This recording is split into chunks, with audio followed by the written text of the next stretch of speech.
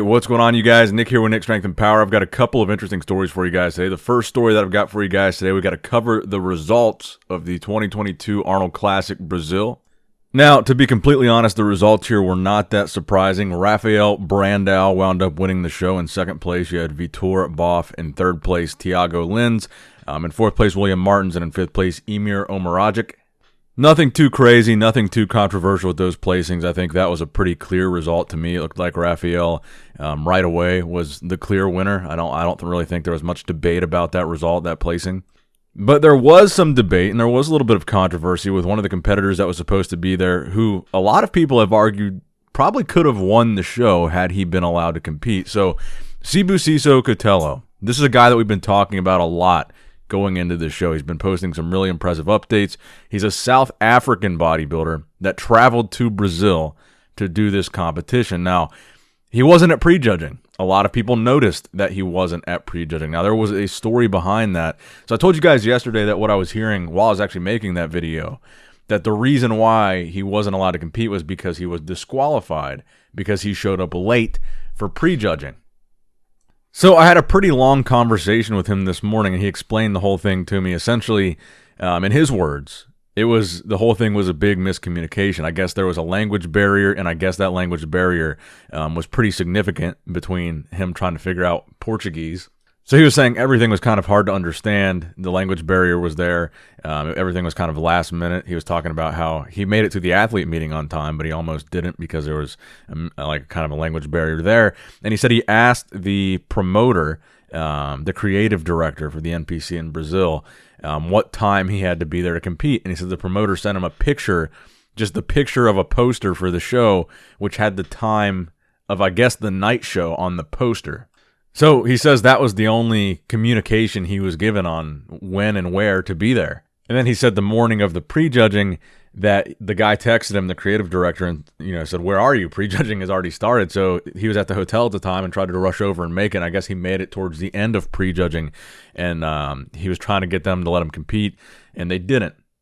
So he then says that they had almost agreed, or I guess they did agree, to letting him compete at the finals, and then only judging his posing and his final score, which is really weird, and it really doesn't make much sense. I really don't think it would have worked anyway had they done that. So I guess they changed their mind and realized that wouldn't work, because bodybuilding's weird. I mean, it's kind of like golf. So the lowest score is the best score, and you get your score by combining your prejudging and your final score. So I'm not really sure how that would have worked in the first place, because had they scored him without a prejudging score, he could still achieve a pretty low score and still potentially place pretty highly. So they ended up not doing that, but they allowed him to guest pose. So the videos that you've been watching right now that he sent me, these are videos that Sibusiso sent me. This is his, I guess, guest posing shape. And first of all, I think he looks really good, especially when you consider the fact that he didn't even know for sure that he was going to be allowed to compete or pose or do anything at all at this event, and had probably a pretty stressful day that entire day. So all that considered, probably missed the peak for this guest posing that he did. But I think he looked pretty damn good. And actually, TFE Media on Instagram, Train for Eating, they posted kind of a photoshopped image. So take that for what it's worth, because you got to scale the bodybuilders correctly. But they posted him in that top 3 lineup. They added him into it. And I honestly think, had he been allowed to compete, had he been at prejudging on time, and had this misunderstanding not happened, I think he would have been top 3 here. I think there's no question about it. And I also think he could have potentially won the show. And that's why this is so significant, because Rafael winning, not that surprising, not that big of a deal. He was already qualified for the Olympia, so this didn't really matter to him a whole lot as far as the Olympia was concerned. But if someone like Sibusiso had won, this would be his ticket to his first ever Olympia. So that's kind of the big deal there. So he told me that he's planning on competing next at the Monster Zim Pro Show.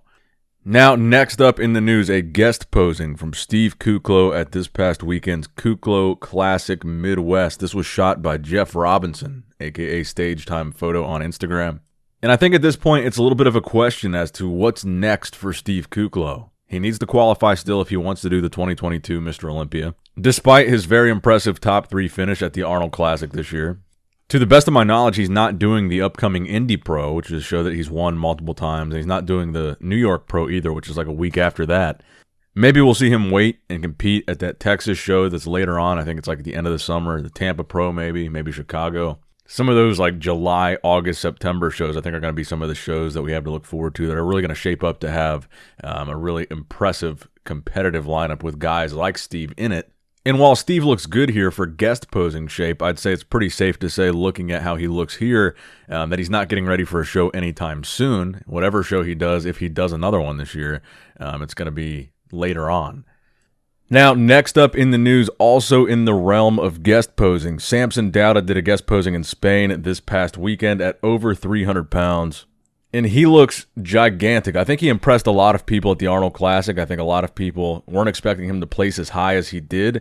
I think he kind of made his mark at that show, and now he's got a lot more eyeballs on him as we get closer to the Olympia, and the potential of him receiving a high placing or being in the conversation there, because he is already qualified for that show.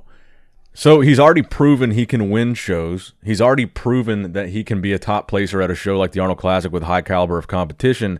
And I think really the only thing left is to come in a little bit bigger so he doesn't get out-muscled in a lineup like the Olympia where you got some real freaks like Nick Walker and Big Ramy and guys like that. So for him to look like this at 300 pounds, I think how tight he's kept his physique at that body weight is very impressive. Now, granted, he is a little bit on the taller side, so that's going to be a contributing factor to a heavier weight as well. But I think he looks crazy impressive here, and I'm really excited to see what the future holds for Samson. And I'm excited to see him at the Olympia, man. He looks good. Now, next up in the news, a physique update from Hadi Choopan. Now, this was actually posted a couple days ago, but I want to talk about it in this video because it's a little bit of a different version of Hadi than we usually see in the offseason. One of the things that Hadi is really known for is consistency, specifically pertaining to consistent conditioning. He's always shredded, and arguably he's like the most shredded guy at the Olympia almost every time he shows up there. But the question is, why isn't he cracking into that top two? Why isn't he in the conversation for the win? Why does he not seem to get those favorable comparisons, those good callouts? And maybe, like Nick Walker said, maybe it's because he's a smaller guy. He's a little bit shorter, maybe in overall stature.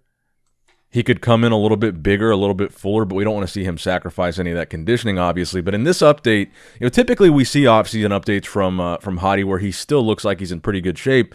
This is one of the few updates that I've seen of Hadi where he actually looks like he's in the off-season. Like he's big, he's full.